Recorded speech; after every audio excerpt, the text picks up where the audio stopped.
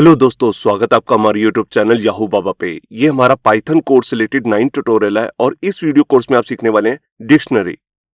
देखिए, जब हमने डाटा टाइप्स यहाँ पर कवर की थी एक वीडियो में, उसके अंदर मैंने आपको एक डाटा टाइप बताई थी जिसका नाम है डिक्शनरी। डिक्शनरी का मतलब होता है कि हम एक ही वेरिएबल के अंदर मल्टीपल वैल्यूज डाल सकते हैं की और वैल्यू के पेयर में।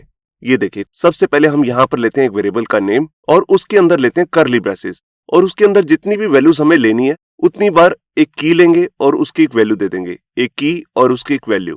इसका मैं आपको एक एग्जांपल दिखाता हूँ। ये देखिए, यहाँ पर एक स्टूडेंट नाम से एक वेरिएबल है जिसकी डाटा टाइप बन गई है यहाँ पर डिक्शनरी, क्योंकि मैंने इसके अंदर लिए कर्ली ब्रेसेस और की के साथ वैल्यूज।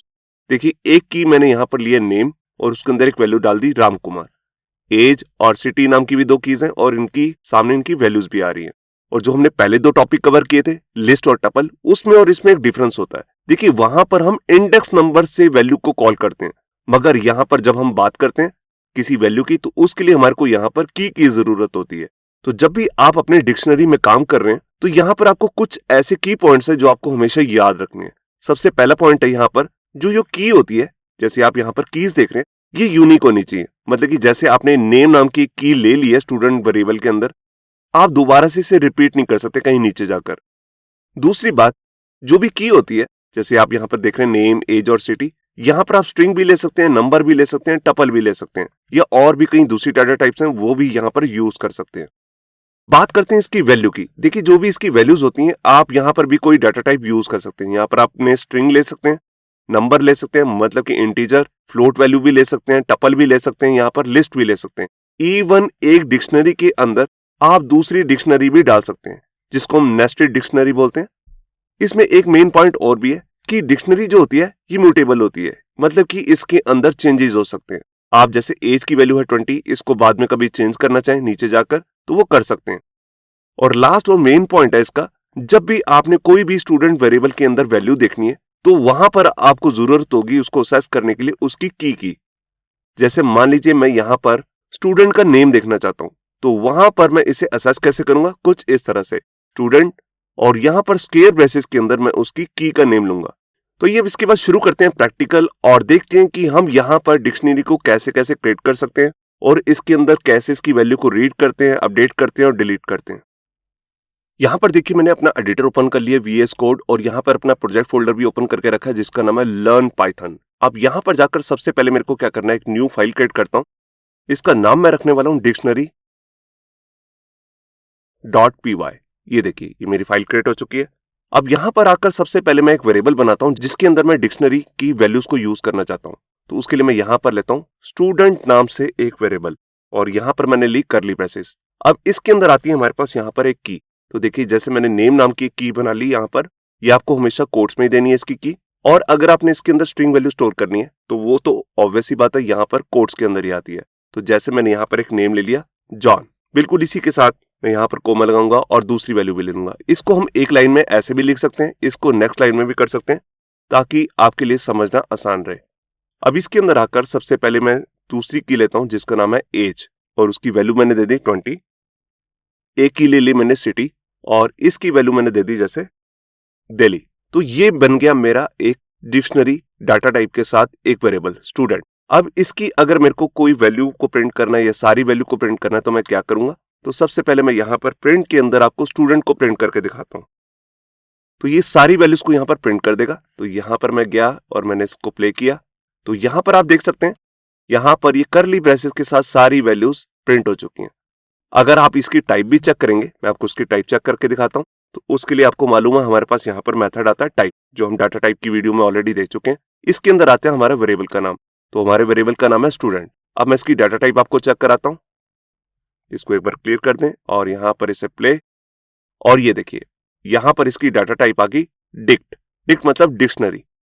अब इसके बाद मैं आपको बताता हूं कि अगर हमने यहाँ पर सारी वैल्यूज को एक साथ इस तरह प्रिंट नहीं करना, हम किसी एक ही वैल्यू को देखना चाहते हैं, तो वो हम कैसे देखेंगे। उसके लिए हमारे पास यहां पर आते हैं एक स्पेशल फॉर्मेट, मैं उसको आपको दिखाता हूं। उसके लिए मेरे को यहां पर लिखना है प्रिंट, और प्रिंट के अंदर आकर मैं यहां पर आकर सबसे पहले अपने वेरिएबल का नाम लूंगा, उसका नाम है स्टूडेंट, और यहां लूंगा कर्ली ब्रेसेस। अब यहां पर मुझे की बतानी है, किसकी वैल्यू मेरे को देखनी है। जैसे मैं नेम देखना चाहता हूं तो मैंने इसे यूं प्रिंट किया और ये देखिए यहाँ पर नेम प्रिंट हो गया। अगर मैं यहाँ पर एज की वैल्यू देखना चाहता हूँ तो यहाँ पर मैंने एज लिखा और ये देखिए यहाँ पर नेम और एज दोनों प्रिंट हो गए अलग अलग लाइंस में। तो यहाँ पे आपको क्लियर हुआ होगा कि कैसे हम यहाँ पर डिक्शनरी को क्रिएट करते हैं, कैसे उसकी वैल्यूज को प्रिंट करते हैं। अब इसके बाद मैं बताता हूँ कि अगर मेरे को एग्जिस्टिंग डिक्शनरी के अंदर बाद में कोई वैल्यू ऐड करनी है, मतलब कि कोई एक नई की और उसके साथ उसका एक पेयर बना के वैल्यू के साथ उसको ऐड करना है, वो हम कैसे करेंगे। उसके लिए हमारे पास यहाँ पर एक तरीका आता है, मैं आपको दिखाता हूँ। उसके लिए जैसे मैं यहाँ पर बाहर एक वेरिएबल ले लेता हूँ, वेरिएबल वही है स्टूडेंट, जिसके अंदर मुझे कुछ भी ऐड करना है। अब इसके अंदर मैं एक नई की बताता हूँ जो मुझे ऐड करनी है। जैसे मैं यहाँ पर जेंडर ऐड करना चाहता हूँ स्टूडेंट का, तो यहाँ पर मैंने एक नई की ले ली जेंडर। बेसिकली अभी जेंडर इसमें है नहीं है, मगर ये चेक करेगा, अगर जेंडर इसमें नहीं है तो इसको ऐड कर देगा। अब इसकी वैल्यू क्या रखनी है, तो जैसे मैंने यहाँ पर रख दिया मेल। तो स्टूडेंट के अंदर अब मुझे एक वैल्यू सेव करवानी है जिसका नाम है यहाँ पर मेल। तो यहाँ पर मैं इसको पहले क्लियर करता हूँ स्क्रीन को। अब यहाँ पर आकर इसे प्रिंट करता हूँ और ये देखिए ये ऐड तो हो चुका है। बेसिकली मैंने इसे प्रिंट नहीं किया, मैं इसको प्रिंट करके दिखाता हूँ। ये देखिए अब यहाँ पर हमारा जो ये डिक्शनरी है, आप इसके अंदर देख सकते हैं कि लास्ट में जेंडर नाम से भी एक वैल्यू इसमें ऐड हो चुकी है, जो हमने ऊपर नहीं ऐड की थी। बाद में अब अगर हमें यहाँ पर किसी डिक्शनरी के अंदर कोई नई वैल्यू ऐड करनी है तो ये उसका तरीका है। अगर मेरे को किसी वैल्यू को अपडेट करना है वो भी मैं कर सकता हूँ, वो भी मैं आपको दिखाता हूँ। तो उसी के लिए मैं इसी लाइन को डुप्लीकेट कर लेता हूँ और यहाँ पर आकर जैसे मुझे एज को चेंज करना है, अभी एज की वैल्यू आ रही है 20, तो यहाँ पर मैं लिखूंगा एज और उसकी नई वैल्यू क्या है। अगर वो इंटीजर है तो हम विदाउट कोट्स देंगे उसको, तो मैंने यहाँ पर लिखा 25। तो पहले थी 20, ये चेक करेगा क्या एज नाम की कोई यहाँ पर की है, अगर होगी तो उसकी नई वैल्यू ये सेट कर देगा। तो यहाँ पर मैं पहले स्क्रीन को क्लियर करता हूँ और इसको प्रिंट करके दिखाता हूँ। ये देखिए यहाँ पर एज की नई वैल्यू हो चुकी है 25। तो आपको यहाँ पे क्लियर हुआ होगा कि कैसे हम न्यू वैल्यू भी ऐड कर सकते हैं और किसी एग्जिस्टिंग वैल्यू को कैसे अपडेट कर सकते हैं। अब इसके बाद मैं बताता हूँ कि हम अपने डिक्शनरी के अंदर मल्टीपल डाटा टाइप भी पास कर सकते हैं। तो इस कोड को मैं अभी कमेंट करता हूँ और अपने इसी वाले जो हमारे पास स्टूडेंट नाम का वेरिएबल है इसमें मल्टीपल डाटा टाइप डाल के दिखाता हूँ। देखिए एक हमने नेम के अंदर स्ट्रिंग डाल दिया, एज के अंदर हमने यहाँ पर इंटीजर वैल्यू स्टोर कर दिया, एक यहाँ पर लेता हूँ मार्क्स और इसके अंदर फ्लोट वैल्यू स्टोर कर देता हूँ। ये देखिए जैसे मैंने इसमें डाल दिया 89.45। अब इसी के साथ मैं यहाँ पर एक बुलियन वैल्यू लेता हूँ, तो उसके लिए जैसे मैं यहाँ पर ले लेता हूँ पास नाम से एक की कि यूजर पास हुआ है कि नहीं। तो इसकी दो ही वैल्यूज हो सकती हैं, ट्रू या फॉल्स, तो मैंने यहाँ पर ट्रू पास कर दिया। अगर हम विदाउट कोट लेंगे तभी ये बनेगा बुलियन। अब मैं इसके अंदर एक लिस्ट भी स्टोर करके दिखाता हूँ।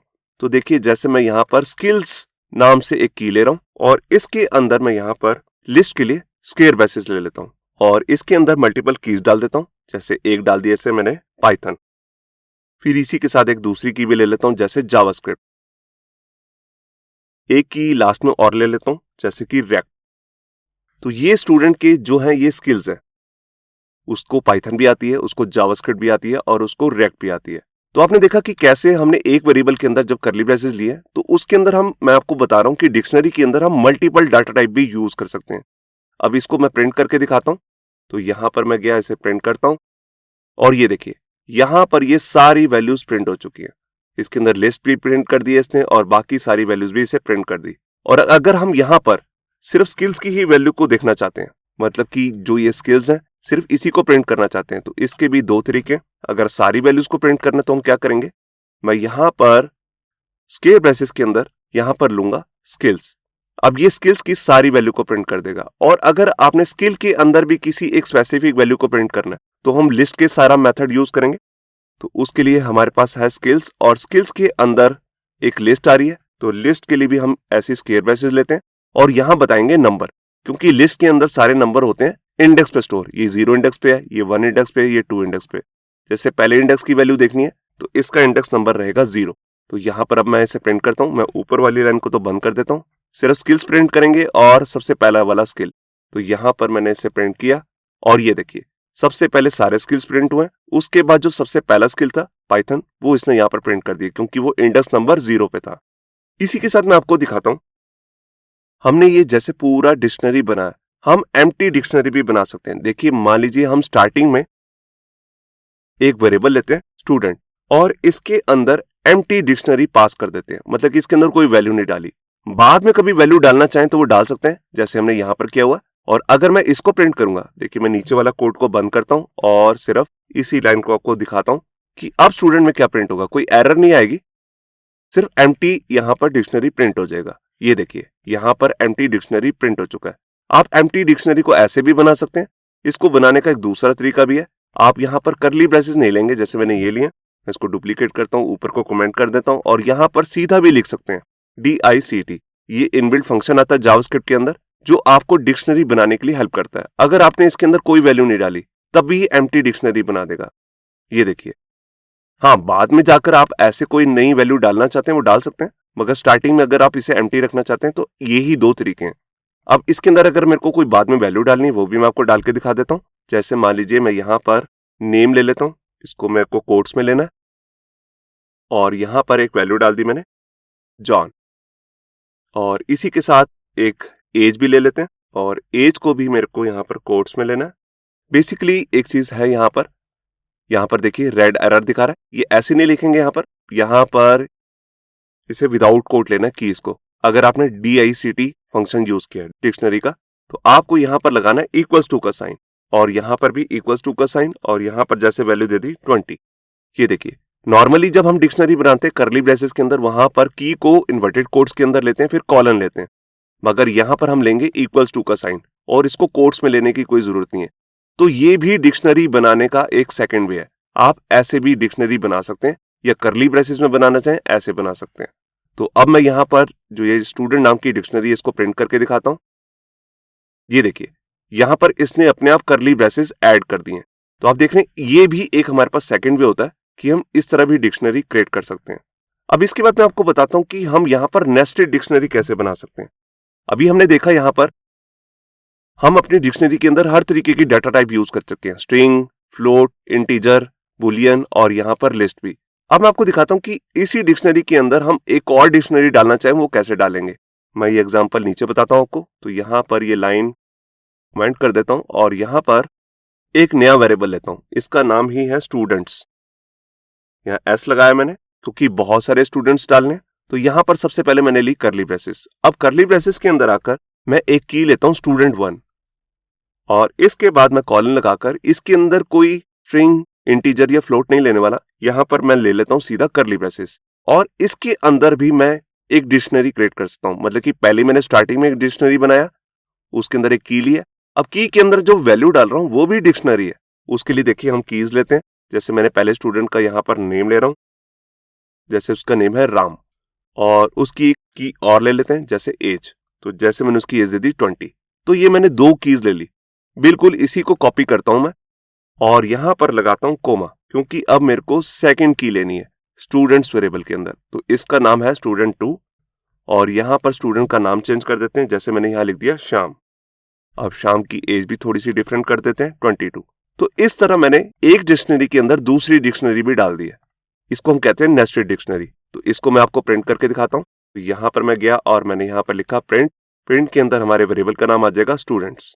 ये देखिए, तो यहाँ पर मैंने एक बार स्क्रीन को क्लियर करता हूँ और यहाँ पर इसे प्रिंट करके दिखाता हूँ। ये देखिए यहाँ पर ये सारी डिक्शनरी प्रिंट हो चुकी है।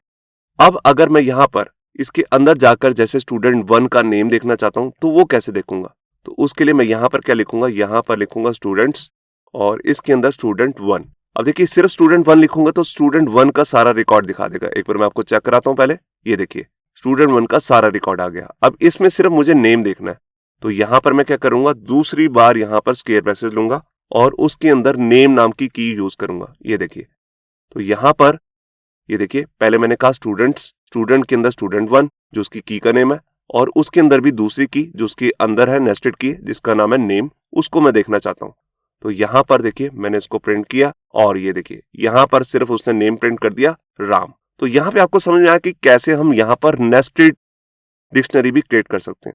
तो इसको मैं कमेंट करता हूँ। अब हम वापस ऊपर चलते हैं। तो यहाँ पर हम दोबारा से अपने इसी कोड को अनकमेंट करते हैं जो हमने ऊपर बनाया था।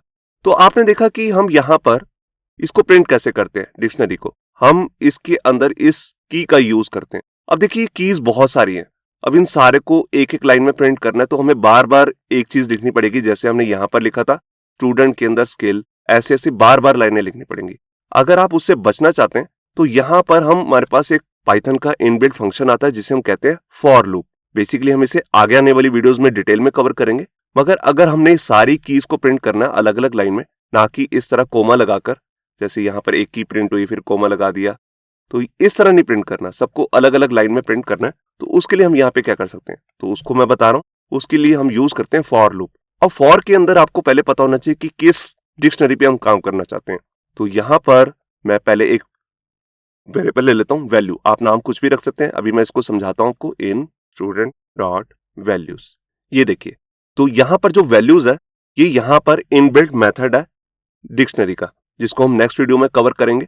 तो ये क्या करेगा, स्टूडेंट की सारी वैल्यू उठाकर एक तरीके की लिस्ट बना देगा। अब उसको प्रिंट करने के लिए हमने यहाँ पर फॉर लूप का यूज किया है। तो मैंने यहाँ पर एक वेरिएबल ले लिया, आप इसका नाम कुछ भी रख सकते हैं, ABCD V कुछ भी ले सकते हैं। तो बार बार में क्या होगा, पहले ये वाली वैल्यू उठेगी और ये इस वेरिएबल में आएगी, इसको हम नीचे जाकर प्रिंट कर देते हैं। तो यहाँ पर आपने इससे पहले स्पेस देनी है यहाँ पर, और यहाँ पर लेना है प्रिंट, और प्रिंट के अंदर मैं वेरिएबल का नाम ले लेता हूँ वैल्यू। अब पहले जॉन उठ के वैल्यू में आएगा और इसको हम प्रिंट कर देंगे, फिर 20 उठ के वैल्यू में आएगा, इसको हम प्रिंट कर देंगे। मतलब कि जब तक ये सारी कीज खत्म नहीं होती ये लूप चलता रहेगा।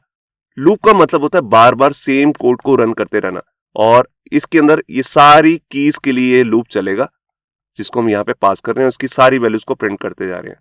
तो यहाँ पर मैं इसे चला के दिखाता हूँ। ये देखिए, पहले इसने जॉन प्रिंट किया, फिर नेक्स्ट लाइन में 20, फिर नेक्स्ट लाइन में उसके मार्क्स, नेक्स्ट लाइन में यहाँ पर उसका पास का स्टेटस, और नेक्स्ट लाइन में यहाँ पर उसके स्किल्स।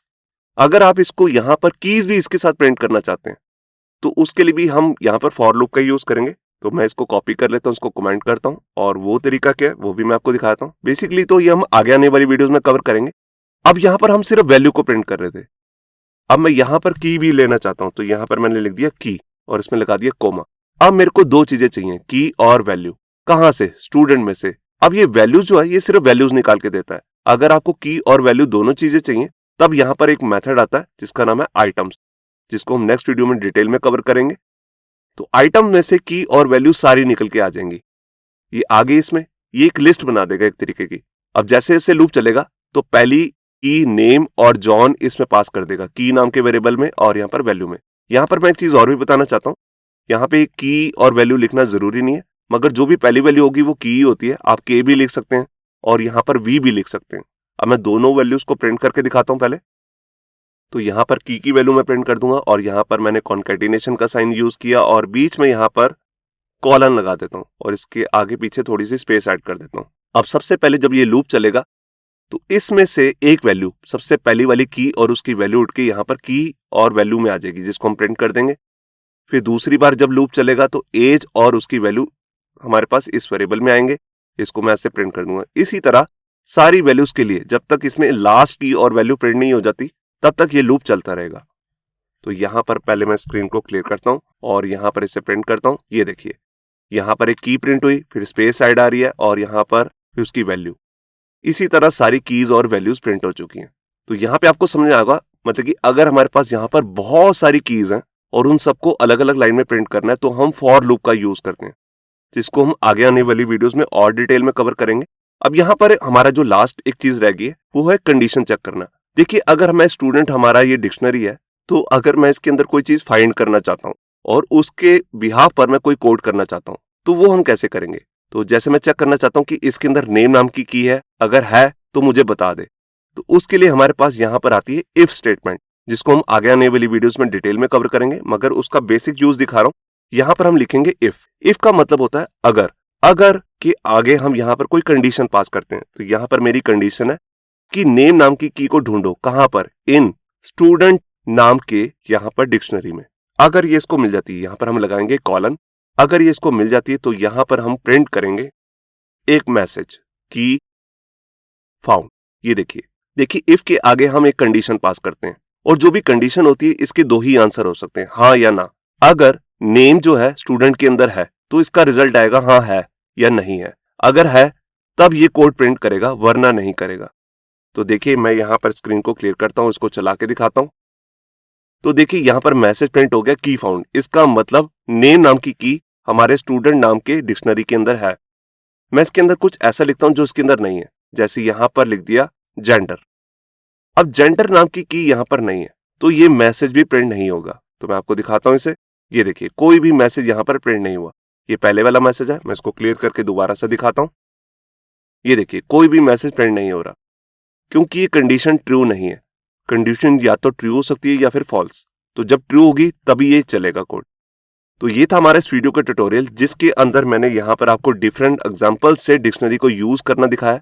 हमने ऐड करना देखा, अपडेट करना देखा है, यहाँ पर डिक्शनरी को नेस्टेड डिक्शनरी कैसे बनाते हैं वो सब भी देखा है, और इसके अंदर लिस्ट को कैसे प्रिंट कर सकते हैं वो भी देखा है, और सारी वैल्यूज को प्रिंट करने के लिए हमने फॉर लूप का भी यूज किया है। तो जो भी हमने इस वीडियो में कोड किया, ये सब कुछ आपको हमारे गिटहब के अकाउंट से मिल जाएगा, जिसका लिंक भी नीचे डिस्क्रिप्शन में। इससे नेक्स्ट वीडियो में हम डिक्शनरी से रिलेटेड जितने भी इनबिल्ट मेथड्स आते हैं उन सबको कवर करने वाले हैं, तो वो वीडियो भी देखना मत भूलिए। होप सो आपको हमारा ये वीडियो ट्यूटोरियल अच्छा लगा होगा। अगर अच्छा लगा है तो वीडियो को प्लीज लाइक करना मत भूलिए। अगर आप ऐसी रेगुलर अपडेट्स चाहते हैं तो हमारे चैनल याहू बाबा को सब्सक्राइब करना मत भूलिए।